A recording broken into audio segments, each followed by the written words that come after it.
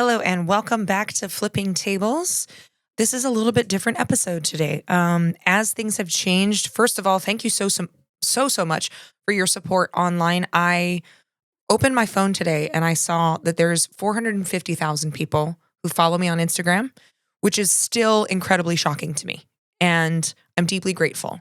And with an influx of new followers, I've gotten a lot of questions, both on Instagram and on my Patreon, about my own deconstruction and my own journey. And I have given bits and pieces of it on the podcast and in videos, but I haven't really sat down and really kind of just told you about my life. I did a little bit in the intro of this podcast, but I'm going to spend today telling you about my journey, telling you how I started deconstruction, my life in the church and in far-right Christian nationalism, and the things along the way that bothered me, that made me wonder, I don't know if this is correct.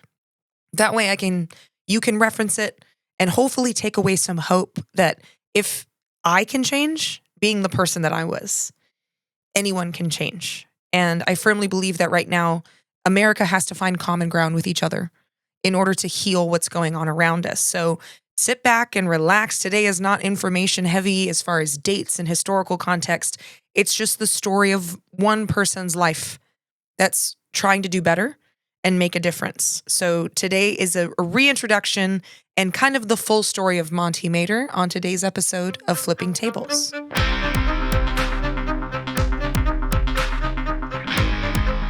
So before we get started, I just wanted to say thanks again to my Patreon supporters who have been so wonderful about helping me narrow down topics. The financial support is life-changing. I may have to move out of my condo very soon because of some issues with the building. So just having that extra envelope of support is so wonderful. And if you do want to support my work, it's $1 a week for bonus content. I'm in the chats over there. We do live streams, and you can find that in the show notes or patreon.com/Monte Mater and become an accomplice. And I'm just going to get started. And I do want to give a soft trigger warning for child abuse, sexual abuse. We're just within my story. I don't want anyone to be caught by surprise in that.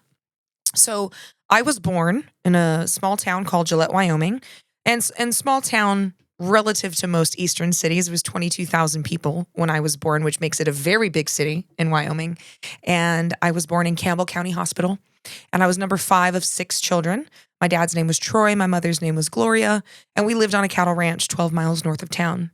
And I grew up in a very, very Christian home, to the point where I grew up in one of those families where we weren't allowed to really listen to secular music, and our TV was very strongly edited, but edited in the sense of you couldn't see any kind of sexual interaction, or I couldn't watch Harry Potter growing up because of witchcraft, but I could watch Lord of the Rings, which was an important kind of funny distinction. And we grew up on music like the Gaither Vocal Band and DC Talk and Carmen. And my earliest memories growing up are around 2 things. One was conversations about God and learning how to pray. And the other was I used to have really bad night terrors. And they're a little bit related. So my first fear I remember having is the fear of hell. So the way that I grew up was every day I was in church on Sunday, oftentimes on Wednesdays. I went to a private Christian school called Heritage Bible Academy that was founded by my grandfather and was named after the Heritage Foundation. And at a very young age, I remember biblical teachings were a foundational part of my life for as long as I can remember. But one of my first memories of fear is hell. When I was told about hell, when I was told that if you don't accept Christ into your life, that's where you go. And so I accepted Christ into my life at the age of 5. I went to my dad and asked him to teach me how to pray, teach me how to accept Christ, because I was so afraid of going to hell. And it was the fear of hell that triggered my night terrors that I had for several years. I was so worried as a small child that I was going to do something wrong, or maybe it wouldn't be good enough, or maybe I was doing something wrong, or maybe God didn't actually come into my heart. I think I prayed the sinner's prayer probably 15, 20 times like that year because I was so afraid.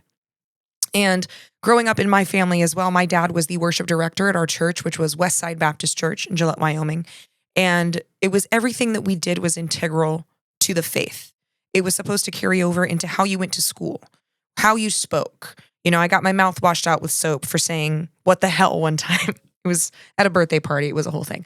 And I also was taught very, very young that being a Christian should influence everything you do, including how you vote. Another one of my earliest memories, so I was born in the 90s, and I remember hearing so much criticism about Bill Clinton. And one of the earliest conversations I remember having with my dad about politics was around the issue of abortion.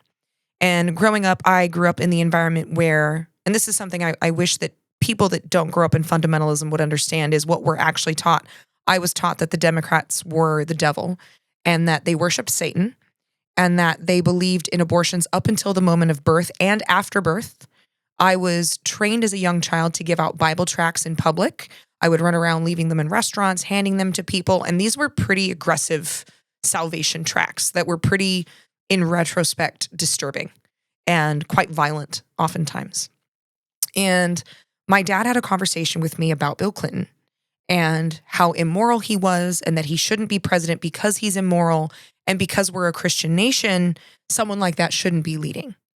And then he talked to me about how since Bill Clinton was a Democrat, that he was allowing the murder of all of these babies. And my dad sat me down at our old big box dial-up computer, and I wrote a letter to President Bill Clinton demanding that he end abortions in the U.S. And I got an official response letter from the White House acknowledging that they had gotten my letter and that they cared about what issues concerned Americans. And it was pretty cool to get a letter addressed to yourself as a little kid from the White House. And one of the contrasts of my life growing up is all of this emphasis on Christian values. And my younger brother and I would be memorizing scripture all the time. But I had the contrast of this perfect exterior in my family versus the reality of what was really going on. So you have the backdrop of my life. We were very, very Christian. We were very Republican. My uncle was a Republican state senator. My dad later in my life would be a state representative as a Republican. I met Dick Cheney when I was 10. I worked on John Thune's campaign in middle school. You can see where the backdrop is. But in my home was a disaster. And it was violent and it was painful. And so growing up in the Christian faith, especially around prosperity gospel, which I'll touch on a little bit later, I had this belief that, well, God's supposed to bless Christians. God's supposed to make life better and easier for us and take away our pain. But that's not how life was playing out for me. Growing up, my first few years, so 0 to 6, were pretty standard. Church, I remember my dad having a bad temper, usual family conflicts. There's 6 kids, chores, learning all that. Fine. I come home from school one day at the age of 6, and I come into the house and my dad is on the couch crying. And I had never seen my dad cry. And my dad was very conservative, old school guy, pull yourself up by your bootstraps and men don't need therapy. And he was sobbing on the couch. And I went over to him and I said, "Daddy, what's wrong?" And he says, "Your mom's left." And I had no idea what he meant by that. I just knew that he was sad. And I remember putting both my hands on my dad's leg and I said, "Daddy, I'm going to pray for you." And I prayed over my father crying on the couch. And what had actually happened was my birth mother had left my dad for another man who actually used to work for my dad. And it was 3 months before we even found out where she had gone. My dad hired a private investigator to find her. The man she left with was also married. And it started this upheaval in our family that would have repercussions on myself and my siblings for years. And the divorce took about 2 years to finalize. And I'm going to address this as telling you what I understood at the time versus what I found out later, because my whole life was a daddy's girl. And I was so loyal to my father and I believed everything he said. And the way that he painted the divorce was, she's an adulteress. The Bible says she's evil. My dad literally made us kids memorize an 8.5 by 11 page of verses about adultery and the adulteress. And it was very much weaponizing the scripture against our birth mother. And being a little kid, we don't understand how adult relationships work or that it takes two kind of a thing. So I grew up thinking, oh my God, she's so sinful. She's so evil. She's caused this pain in our family. But also the normal little kid of, why didn't mom stay? Why did she leave us here?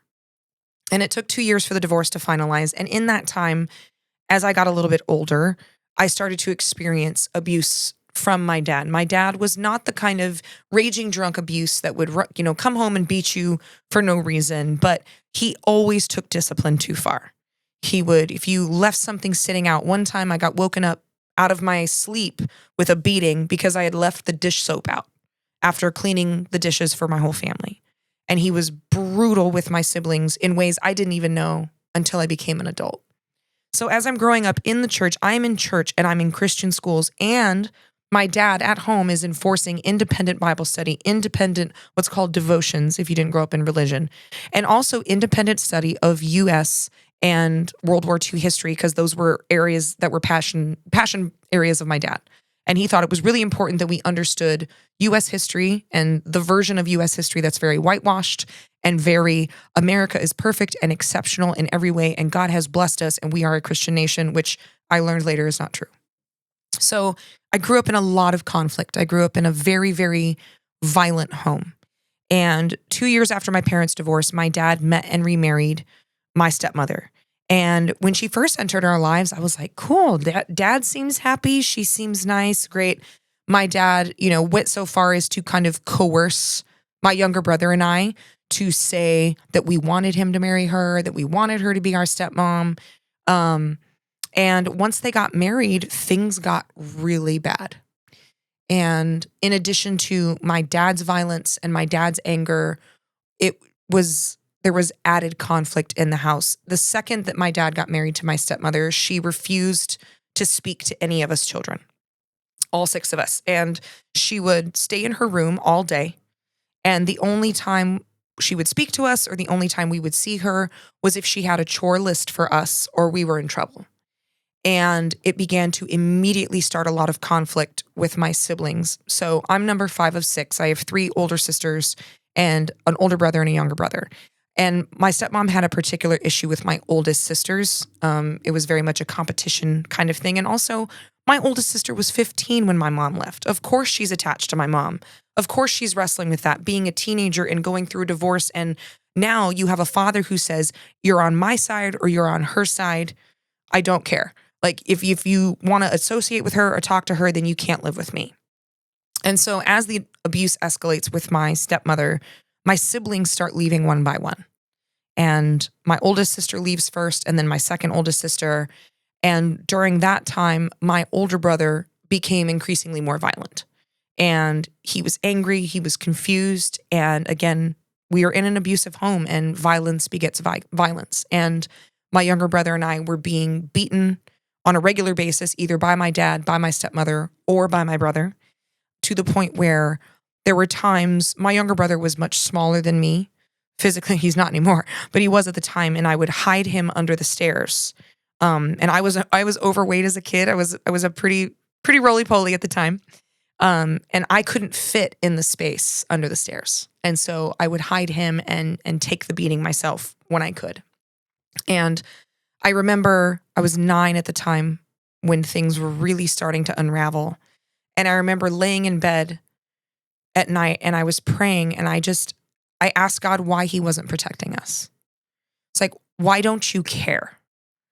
And I think that was my first time ever having any kind of doubt about Christianity as it was sold to me.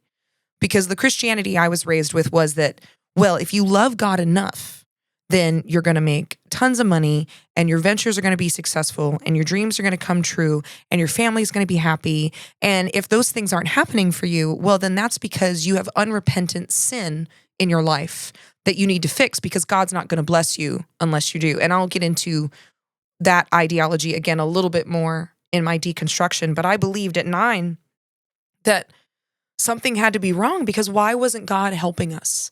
And I knew that my brother and I hadn't done anything wrong. And eventually the violence with my older brother escalated so much to the point that my dad threw him out, honestly, to protect my younger brother and I's life. And At that point, all four of my older siblings left, and my younger brother and I, who were the only two siblings raised together our whole lives, were now in this environment alone. And we were living in this huge house that had been built for 8 people, and now there's just 4 of us. And the abuse intensified, but it was much more covert. For instance, one of the memories that is really burned into my brain, my brother and I would have to clean the whole house by ourselves. And I was 9, he was 7, and my brother was tasked with mopping all the floors. And there was tons of linoleum floors, like everywhere. And he's 7. And he missed a spot under this stand that we had the landline telephone on. And when my stepmother saw it and she pulls out the stand, she screams at him, and they beat him mercilessly for missing that spot on the floor. And I've never been able to erase that image from my mind. And again, it was in such conflict with what I was learning in church. God is love. Love your neighbor. Blessings to you if you serve God. And I remember sitting with my dad one time and asking him why evil was so successful in the world. And, he explained it as the traditional, well, God gives us free will and people are inherently sinful. We're born sinful. And some people find God and do the right thing and some people don't. But for me, I was supposedly living in this family with 2 people who served God. And externally, a lot of people that knew my family really did think we were perfect. And so I started recognizing that conflict at 9, wondering where the gap was. And for context, this is not like a bragging rights thing. It just makes a little bit more sense why I am the way I am. I was always really, really smart as a kid and far too rational for someone who is that age. I started reading when I was 4. I could read full books at the time I was 4. And I was always gathering information. I was always so logical to the point where as an adult, I've had to go to therapy to be a little more in touch with my emotions. But I was always very rational. So when things didn't add up, I would ask questions. And 9 was when I really started having a lot of those questions. And one of the most common questions I've gotten on Instagram and on the podcast and on Patreon is, what was the first moment that you started to notice a problem? And I remember this Sunday exactly. It was one of the first Sundays that I was not in children's church. Children's church couldn't keep up with me, so they sent me upstairs because I was bored and I was, not paying attention. So they sent me upstairs, and the first sermon I ever heard in the adult service was about wives submit to your husbands. And this pastor never read any of the other part of the passage. Nothing addressed the husbands. It was an entire sermon on why women are secondary to their husbands, why they're secondary in the church, why they can't lead, et cetera, et cetera. If you grew up in a fundamentalist church, you know exactly what I'm talking about. This is an ideology in fundamentalist churches called complementarianism. And so what they say is, well, women and men are separate but equal, and they have 2 different functions. And the woman's function is to help the man, and she's supposed to serve him. And if she does work outside the home, it needs to be in support of her man's dreams. And it's really just the subjugation of women. And I remember sitting in the pew next to my dad, enraged. And I was like a good Christian kid. I knew all the Bible verses. I did all the extra homework. I did all the bonus questions. I did all the extra memorizing. And I was sitting there holding my Bible, fuming. Because in my mind, I was like, why should I respect someone just because they're a man? Why should I have to serve someone because I was born a woman? That's not fair. And it was my very childlike acknowledgement of, that is not fair. And also, I didn't believe that the separate but equal, because I knew that if one person has all the control and all the authority and all the power, then by definition, those 2 people aren't equal. I knew at 9 it wasn't fair, even though I couldn't articulate it at the time.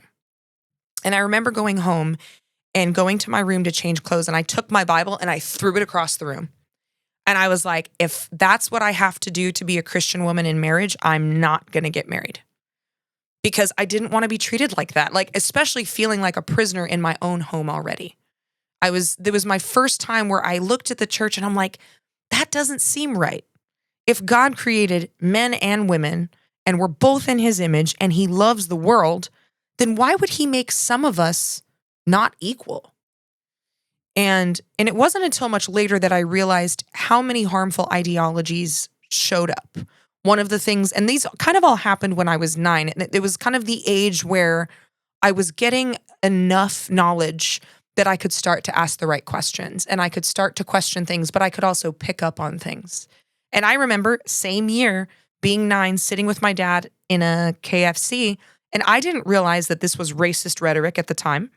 But my dad sat there and had a whole conversation with me, a 9-year-old, about how my purpose in life was to make sure I married a good Christian man and had as many kids as possible so that Christians can control America. That's not a summary, that's a direct quote. But then he continued with, you shouldn't, and it's so painful to say out loud. He's like, you shouldn't marry a black man because they will see you as a trophy. And races really shouldn't mix with each other because it's hard on the kids and the kids don't fit in. Again, I'm 9 years old. My dad's my hero. In my mind, he's this perfect spiritual leader and he's teaching me all these things and I want to be a good Christian and I want to go to heaven. I had no idea that that was a racist mindset that was used to manipulate people. But as I grow up, again, home life, really abusive, I'm starting to ask these questions. And I also grew up in the form of fundamentalism.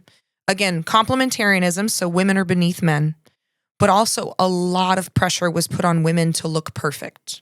You had to look a certain way. You had to dress a certain way. You couldn't be overweight because that just showed that you were lazy in the eyes of God. And because I was an overweight kid, that was when the bullying from my family started. So my dad would ridicule my weight. He would mock my looks. He would say, you're not as pretty as your sisters. You're going to have to try harder. If he saw someone who was really overweight in public, he would point them out and mock them to me, but say, you're going to look like that when you get older if you don't change. And I obviously was traumatized. I remember, again, this all happened when I was 9. It was a very formative year. I remember coming home, again, from church, and my dad criticized what I was wearing and criticized my weight. And I remember going down into my room and taking all my clothes off and standing in front of a mirror and pointing out all the places I was fat. And that's the first time I remember hating my body and feeling like I was sinful because my body wasn't perfect. I was 9. And in the years following, my parents, my dad and my stepmom would force me on diets. They would starve me.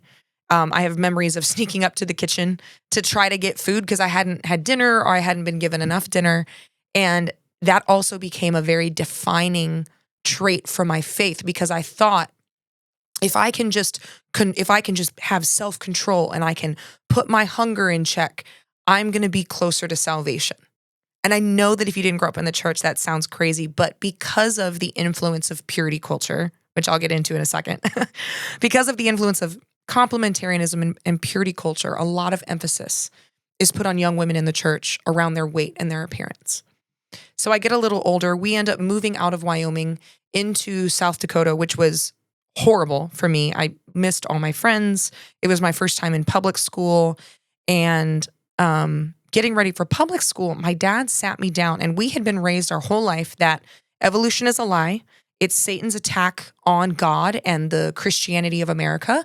And we would hold special services specifically to learn how to refute evolution and how to beat someone in a creation versus evolution debate. And a lot of those videos that we would watch were called Answers in Genesis. The leader was Ken Ham. I've mentioned him on a couple episodes. And so before I go to public school, my dad sits me down and makes sure, he's like, you need to confront your teacher if they mention evolution. And if they don't like it, that just means they're persecuting you because you love God. So that entered the rhetoric of my life of, well, if people disagree with you or they hold you accountable, it's because they hate Christ. And so therefore they hate you. So I enter my first year at public school and I was in 6th grade And I come in and the schoolwork is just way too easy. I will say this about the Christian school I went to in elementary school, their academics were really great. So I come home and I say, Dad, like, I'm correcting the teacher. Like, I've already learned all of this. So he goes to the school, fights them on it. He's like, she needs to be in 7th grade. So they give me a stack of 7th grade homework and they start making me do assignments to see if I can handle it. I pass really well. And so they bumped me up to 7th grade. I was 10. And because this was fairly new for the school, they brought in a bunch of people and I was IQ tested. And again, that's not a bragging right, but it affects my relationship with my dad.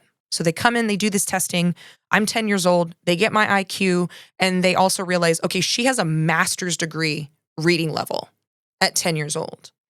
And up until that point, my dad had very much ideologically taught me that your goal is to be in service to your husband. You need to have a big family. You need to be hot all the time. You need to wait until you're married because your body is your husband's. And then you need to give sex on command once you're married. That's a summary, but those are pretty much the ideals. But when my dad got that piece of paper in his hand, his opinion towards me changed. So he treated all other women with that same consistent, well, you need to get married and you need to serve your husband and you need to do this. With me, it was suddenly, oh, I'm going to train you to like be a legal warrior for God. He really wanted me to go into constitutional law or to become a Supreme Court justice. So he started to treat me and raise me differently than he had my sisters. I remember walking in on my sisters and my dad, like he was forcing them and they were teenagers. I think my youngest sister was 13 and he was teaching them how to tie a tie so that they could do it for their husbands. This is just the environment I grew up in. This is what you did. So I started going to school in public school and I did argue with the teacher about evolution and I got kind of reprimanded after a while when I wouldn't back down because I was being mouthy, not because of the questions. And so I was like, oh, I'm being persecuted for Christ. Yes. Not realizing, no, I was just being disruptive, kind of being a little bit of a dick. But at that time, when we lived in South Dakota, we lived in a rectangular house that had a cinder block basement. And there was 2 like in-ground windows, but there was really no light. And for 2 years, my younger brother and I were forced to live in that basement. We weren't allowed to come upstairs. We weren't allowed to be upstairs unless we were cleaning. And if we needed to come through the upstairs, it needed to be to leave to go to school or to go outside to work with dad or to play or whatever. It was a really dark time. And the abuse with my stepmom also escalated. And she would tell me things like, you know, I'm going to make your dad choose between me and you. I know what you are. You're deceitful just like your mother. And all of this was going on in the backdrop. My dad didn't know that this was happening. And I was too scared to tell him because I grew up with children obey your parents and that the parents' rule was law. And the bullying at school also escalated. The combination of being really young for my grade, I was really overweight, I was really awkward, and I was a Christian loudmouth. My family was very, very far right. I was very vocal because I wanted to be a good Christian. I wanted to save people's souls, and I also didn't want to go to hell. And I thought that if I didn't be that vocal all the time, that I was going to go to hell. And eventually I go to my dad and I ask him at 11 to send me to boarding school. Now there's a little tiny boarding school in South Dakota by a little town called Miller. And the school is called Sunshine Bible Academy. And it's where my dad graduated. And it's where my 2 of my older sisters graduated. And I asked him to send me to SBA. And I said, I don't want to go to school here anymore. I don't like it here. I really want to go. And my dad reached out to the school because I was much younger than they would typically accept because this was a boarding school. But they agreed to let me come in on a trial basis. I passed the trial and it was a really tough year. I mean, I was in 8th grade. I was 11, but they let me come start school. And I ended up going through high school at this Bible Academy and started high school when I was 12. And it was more enforcement of the same. But this was another area where at the time, I still had a major issue with how the church treated women. I would watch women be abused or their husbands would cheat and pastors would tell them, you need to stay with him. You need to work through it. Everybody makes mistakes. But if a woman did that, she would be asked to leave the church. And I was starting to notice these patterns. And I still in my mind was like, this isn't fair. I don't want to submit to someone just 'cause. But I was convinced in my mind that oh, well, that's just my evil, sinful nature talking. Not the fact that it is actually wrong and unfair to subjugate people. And as I got into high school, my dad started talking to me a lot more politically. He was very much intentioned on me entering law school and wanted me to be this crusader for Christ in the secular world. And we must make America a Christian nation again. And I'll go back to why, if you've seen my content, you know why I say that it's not a Christian nation, but that was the goal. And in high school, I started to really wrestle with, what if we're wrong? Like why are we so convinced that our one faith is the one true faith? And so I started reading about other religions. I read about Islam and Jehovah's Witnesses and Mormonism and Satanism and secularism and atheism because I wanted to know. And at the time, the Christian bubble was so enforced that I still stayed with the conclusion that Christianity was right, but I started to question things. But I couldn't bring those questions to pastors or to my dad because it would have been seen as like denying the faith or doubting your faith. And I, at that time in high school, boarding school, as strict as it was, and again, the rules very, very, very strict. You had to sit 6 inches apart from like a boy. You couldn't sit next to a boy. You couldn't hold hands. We had a strict dress code. But compared to what my home life was like, this was great. This was wonderful. It's like, this is freedom. And it was in my freshman and sophomore years that I decided and this was my actual thought, I'm going to think my way out. I'm going to get out of here. And during that time in my freshman and sophomore years, my dad's bullying of my looks and my weight escalated a lot. He would call me to ridicule me. I would end up in tears. He wouldn't buy me certain food. And finally, the Christmas of my sophomore year, we were in Colorado, and he started mocking my weight, telling me you don't need to eat that. And I told him, I was like, Dad, this year I'm not going out for track and field. He had made me go out for track my 8th and 9th year. And it was embarrassing. I was overweight. I wasn't fast. I mean, I was a really good shot put and discus thrower. But I told him that year, I said, I'm not going to go out for track. And he's like, well, you're going to get as fat as a whale. And went off just screaming at me. And something inside me just snapped. And I was like, I'm going to show you. I'm going to show you. And I lost 90 pounds that year.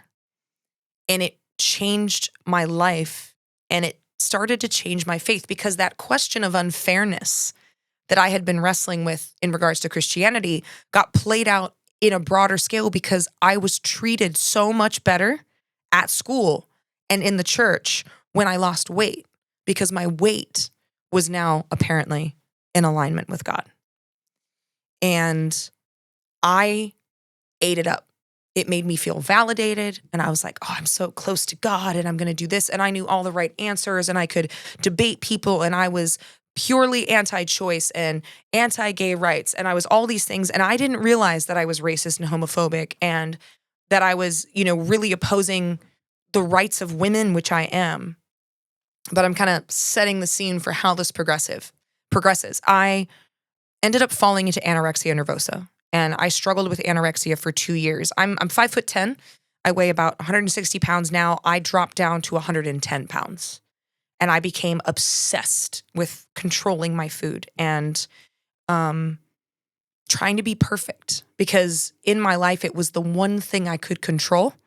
And it made me believe that I was closer to being saved. Because that's what I had been taught. I had been taught that how a woman looks is a reflection of her salvation. So if you've heard of the Tennessee cult, where it was like really heavily dependent on weight and they would do fitness classes and weight loss, it was very much that. I was very much taught that a woman's worth is reflected in her body. That was never addressed to men.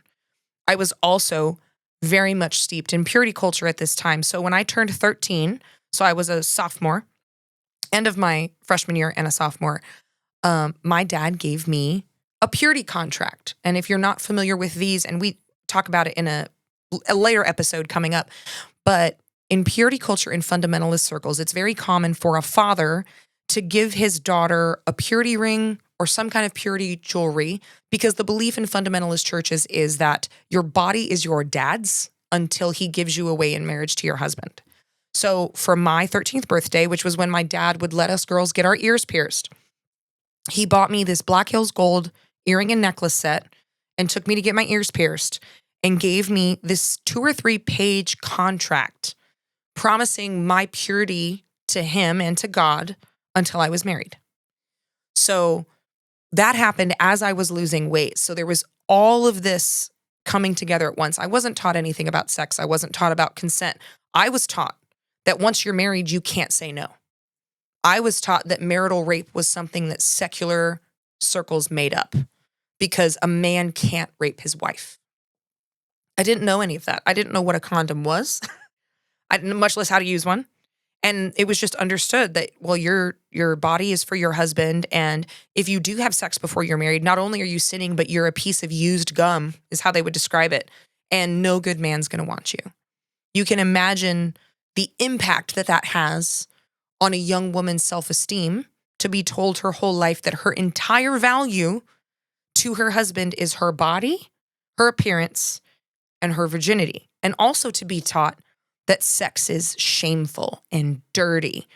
But there was this conflict, and this was another conflict I had with the church growing up, that if you wore shorts, for instance, and a man looks at you lustfully, well, that you caused him to sin, not the other way around.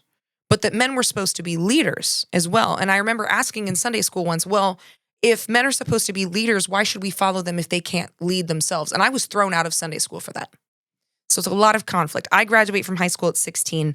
I go to Liberty University, which is the third most conservative college in the nation. My dad forced me to go. He was like, you need to get out of Wyoming, or South Dakota at the time. And he was right. I was angry at him for that choice, but he was right. Because even going to that school, expanding my worldview by meeting other people, especially people of color, began to totally transform my viewpoint, even in that conservative bubble. And for me, it started with inherent racism I didn't know that I was carrying. Because despite being raised this way and being very racist and homophobic in my ideologies, I also always had curiosity. And I was still asking that question of, how do we know that this is right? Like, you're telling me it's right. You're telling me the Bible says this. At this point, by the time I got to college, I had read the Bible through 9 times.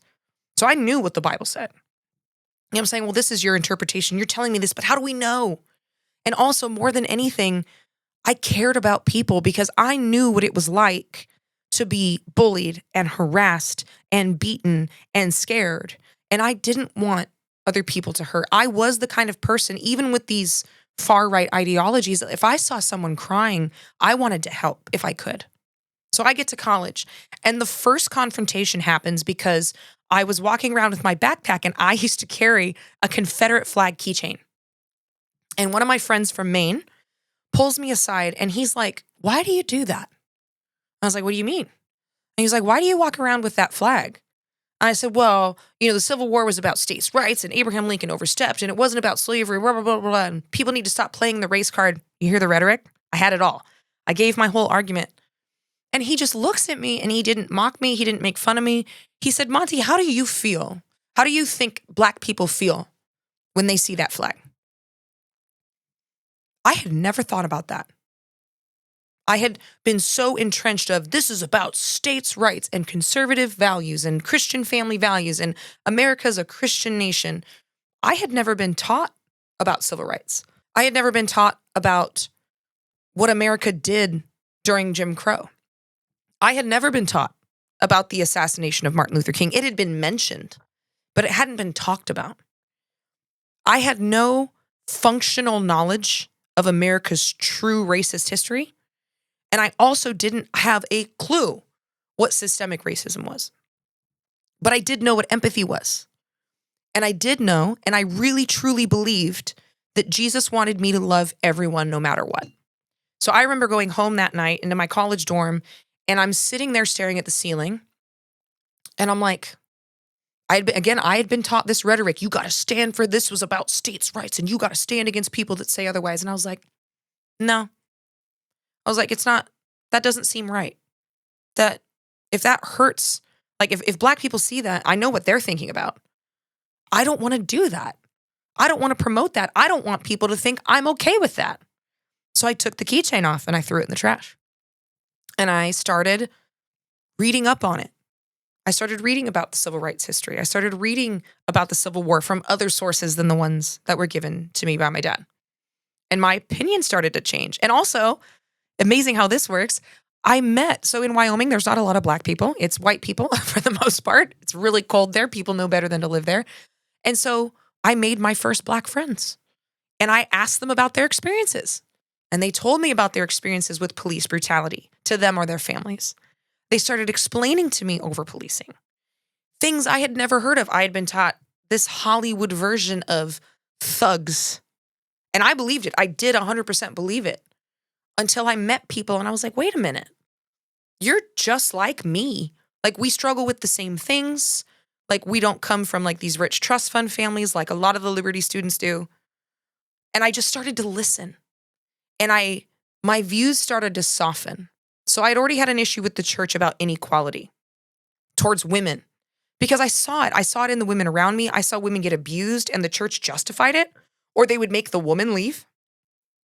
And I didn't know enough about the racist rhetoric to pick up on it yet, but I did in college. My deconstruction started in earnest after college. So I graduated at 20. I started working 2 jobs. I was originally going to go to physician's assistant school in Charleston. And at the last minute, I was like, I don't know if this is what I want to do with my life. And so I decided to work. I was going to take a gap year. It's now been quite a few years, but I was going to figure it out. And during that time, I just kept asking questions. And that's what I challenge people all the time. Like, wherever you are with your beliefs, ask questions. Understand that it's impossible for any one of us to have the answers. And I just kept asking questions. But I was, again, still very, very Christian, very fundamentalist. And I was still, for the most part, in those beliefs, but I was softening towards them. When I was 20, I met who would then become my fiance. And while we were engaged, his younger sister, half-sister, turns up pregnant. And I've mentioned this on a couple podcast episodes. She was 12. And I was someone who was a no exceptions pro-life person. As in, it doesn't matter if it was rape or incest. I would say the whole 2 wrongs don't make a right thing. Which I'm pretty horrified by now in retrospect. But I'm sitting there and I'm in the room as the family's talking about it and I'm looking at her. And this is a child, a little girl. And I was just sitting there and I'm like, oh my God, like how could she even have a baby? Her body is so small. And at one point, her stepmother asked me to take her to a pregnancy class as they were kind of deciding what to do because she had gotten impregnated due to being raped by her mother's boyfriend for 3 years. So this had started when she was 9. And I took her to this pregnancy class and it's all teenage girls. Most of them are there by themselves. Most of them have been impregnated by adult men. And I'm like, where are the men? Who's taking responsibility for this? And I'm sitting in the back of the class turning green, feeling nauseous about what the instructor's talking about. And the little girl I'm with is 12. And I was sitting in the back of the room and I was like, this is wrong. Like, I just knew in my gut, and I was far enough away from the indoctrination of my family that I'm like, this is wrong. This cannot be right. This is not justice. And I started researching abortion for the very first time. And I started looking up statistics and I found out things like I was told that the evil devil worshiping Democrats were, doing afterbirth abortions. And I found out that that wasn't real. I genuinely 100% believed that was real. And I believed that all these abortions are happening in the 7th, 8th, and 9th month. And then I find out that none of that is true. I read about the history of Planned Parenthood, and I read about Roe v. Wade, and I read about how women's suicide rates dropped when no-fault divorce was passed. And I realized, I'm like, everything I have been taught about this issue is bullshit.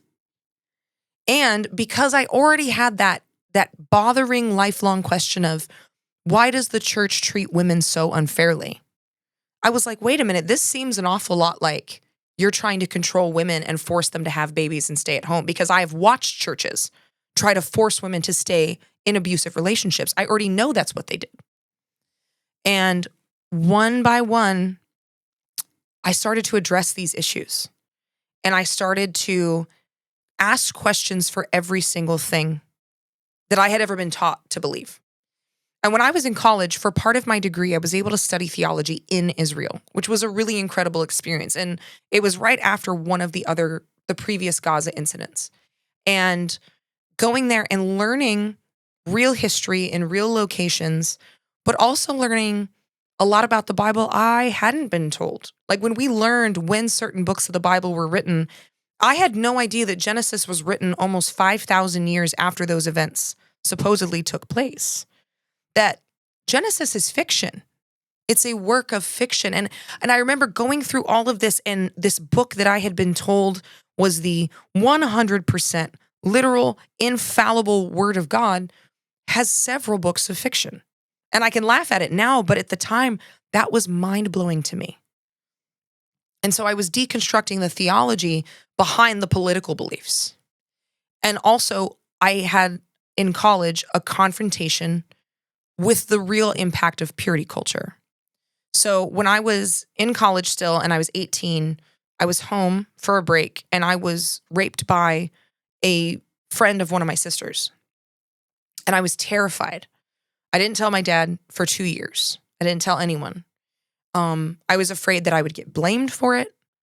I was afraid of like the repercussions falling on me. And I also was truly convinced. I remember sobbing on the way home, not because of what had happened, not just because of that, but because I truly believed that no man was ever going to want to marry me now. And because I had allowed myself to be in a room alone with him, I thought it was my fault.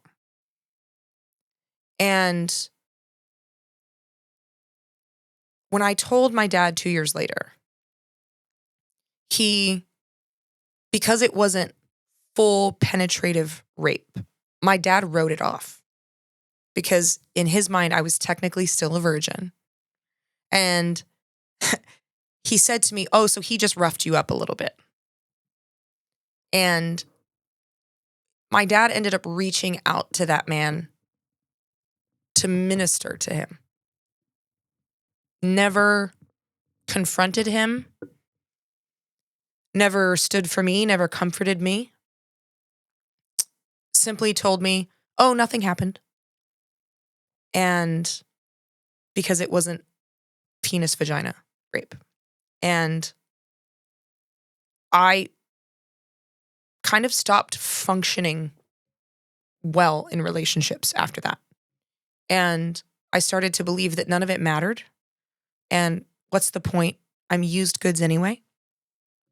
And after my ex-fiance and I broke up, I moved to New York, and we broke up because he had stolen my identity and put $65,000 of debt in my name. He was seeing other women.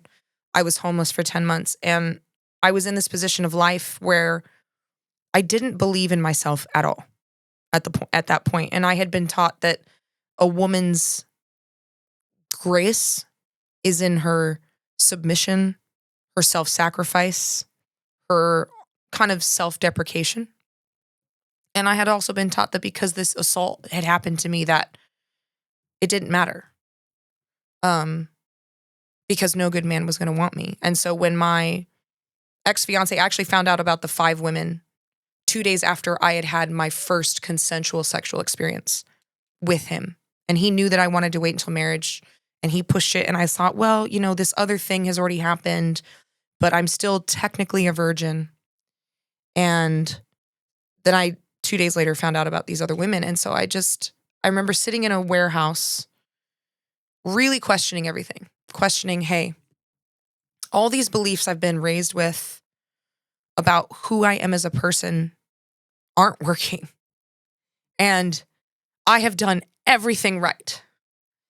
And I now recognize that I've been lied to about all these political issues, because in fundamentalism, republicanism is married to Christianity. And if you're a Christian, you vote Republican because the Democrats are demon worshipers.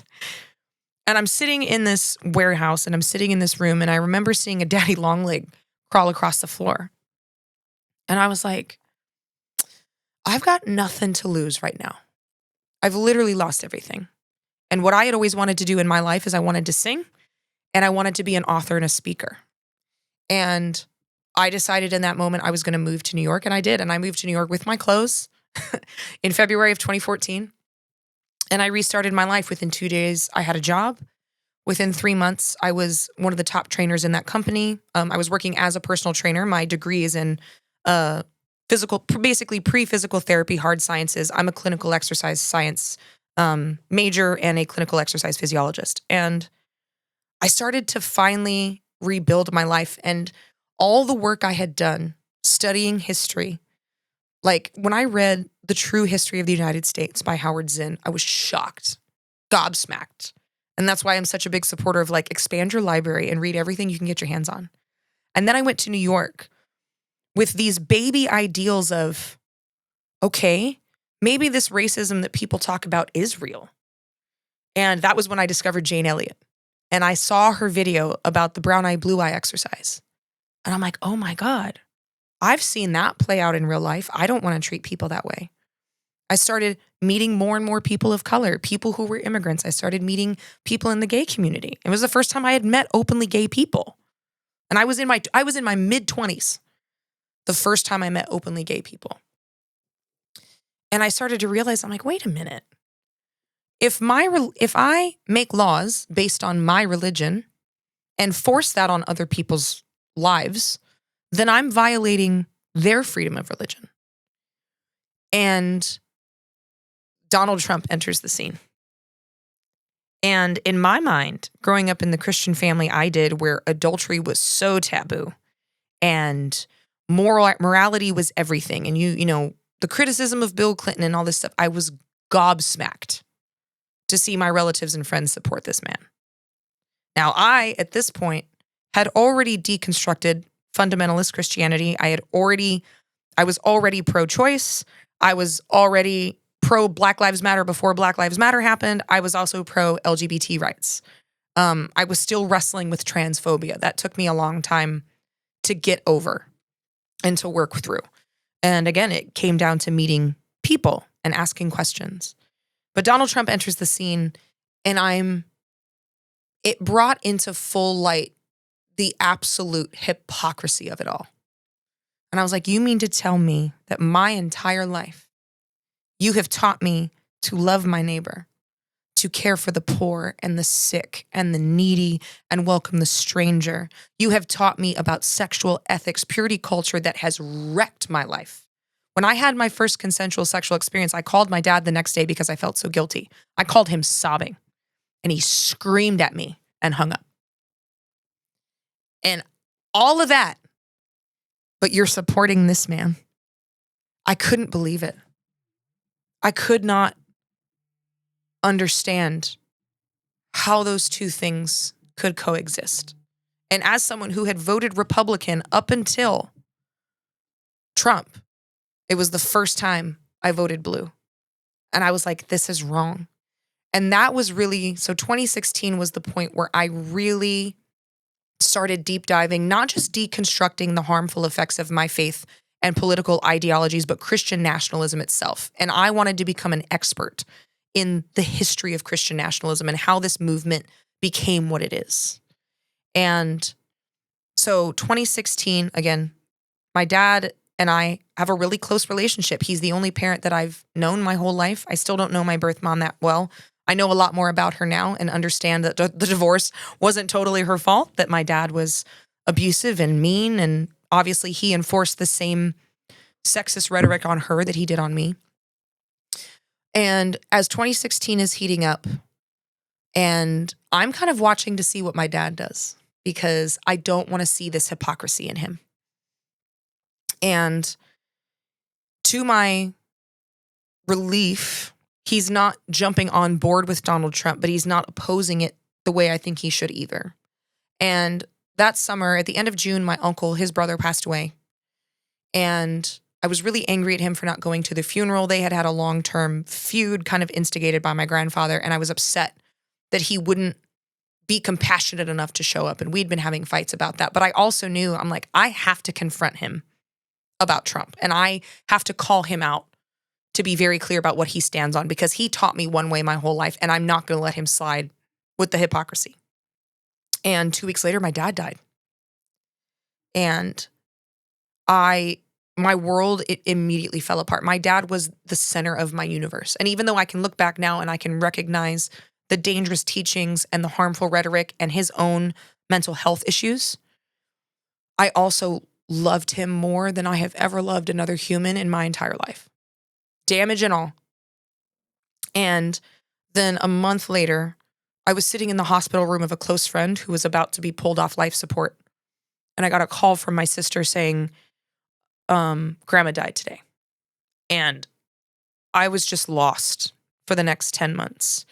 I fell into alcoholism. I was in a relationship that was extremely violently abusive, to the point where between the alcoholism and the conflict at home, there had been an incident where I ended up unconscious in a closet. And I just decided I didn't want to live anymore.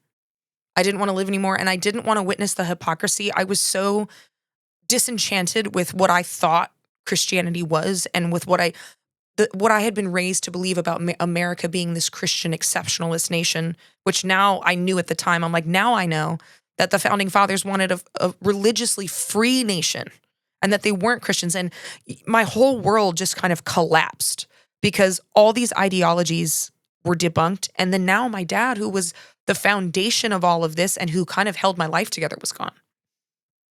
And in February of 2017, I had gotten to the point where I emptied my work locker. I had notes written. I knew how I was going to do it, how I was going to make sure nobody found me. And that night, I was ready. And I just had this brief moment of clarity of, no, it's not time yet. If I can just make it through tonight, I'll be okay. And I did. And of course, we go through Trump's first term, and I continue to watch all these Christians I grew up with celebrate and model and promote things that just absolutely shocked me. And it further inspired my deconstruction. And I was determined to become well-versed and to become a voice. And I admit that I got a little bit complacent after Biden won. It kind of made me feel like I could breathe a little bit. And then the election, obviously the 2024 election, and I'm not a fan of how the Democratic Party handled any of that. When he won, though, I remember just feeling just real sick to my stomach. Just like, oh no, here we go. And obviously we've seen over the last few months, we've seen these ideologies in full force.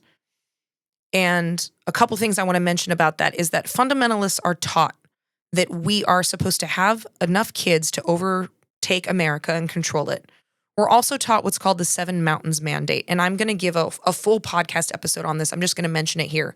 And this was an idea that was promoted starting in 1975, that Christians are biblically ordered to rule 7 different pieces of culture. And that's religion, family, education, government, media, arts and entertainment, and business. And we're taught that it's Christians' job and their calling to rule and to enforce Christianity, which is really just enforcing theocracy on society as a whole.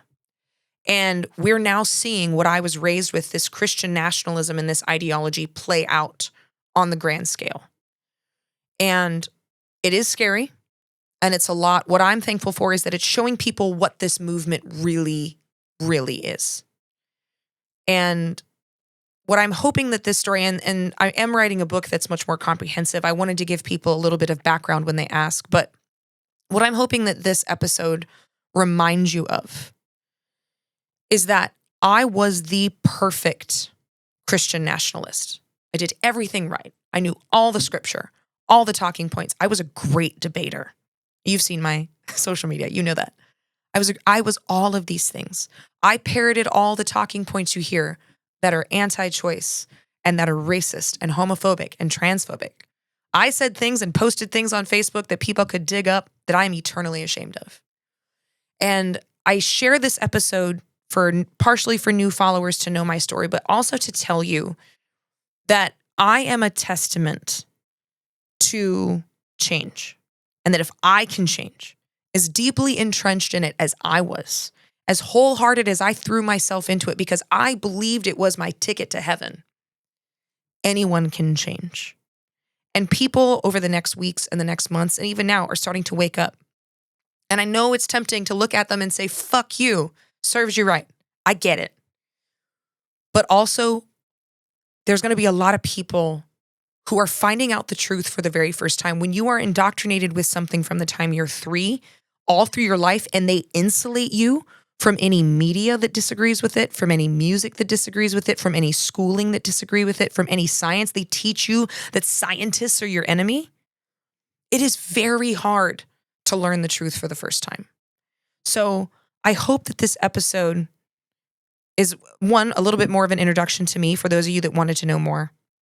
But I also hope that it reminds you that people can change, and change is powerful, because I used to do and say some really messed up things, and those beliefs deeply harmed me. And it took, it's almost 10 years now of therapy and work and research to get where I am now. But there's always hope, even when things feel as bad as they are now. We all, on both sides of the aisle and different religions, have a lot more in common than we have in difference. And I wanted to remind you of that today. And if you have questions, please feel free to leave a comment. You're also more than welcome to email flippingtableswithmm@gmail.com. Send me an Instagram message. I'm here to support you. I'm here to answer questions. My goal with my channel is to not convert you to anything. It's to encourage you to be curious, to know what the Bible actually says, and for people like me who were so deeply harmed by these teachings to find healing and hope. And I can't thank you enough for being here and supporting me. And I'll see you next week on Flipping Tables.